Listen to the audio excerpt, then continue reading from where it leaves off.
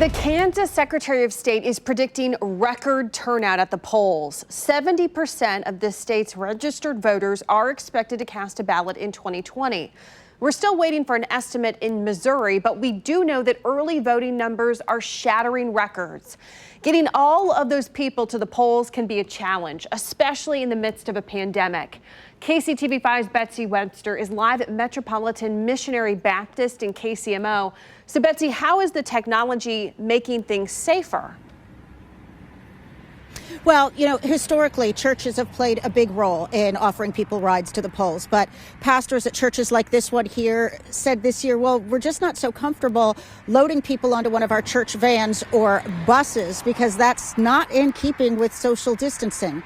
Enter a phone app.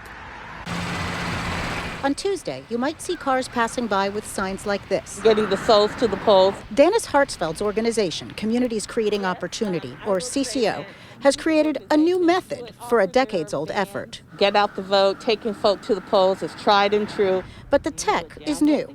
An app called Election Riders, a free Uber of sorts, created just for CCO. You would select your zip code. You'll notice only 5 to choose from. Those are CCO's focused communities. They have been identified as low life expectancy zip codes. You enter your phone number for the driver and potential COVID contact tracing, then get a security code shared with the driver. So that we know that they are picking up the correct person. The booking dashboard will then ask you to send a photo of your ID as well.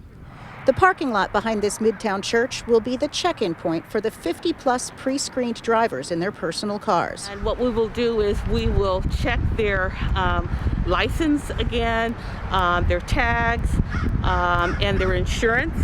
They'll get a PPE kit for them and passengers, as well as a window placard and magnetic sign for each side of the car to identify them as election riders.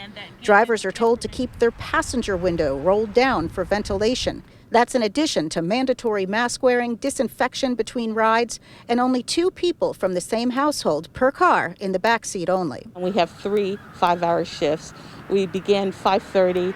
And we're going to conclude at 7:30. She says they've had great success with their earlier efforts to encourage absentee and mail-in voting to avoid the safety risk of crowds on Election Day.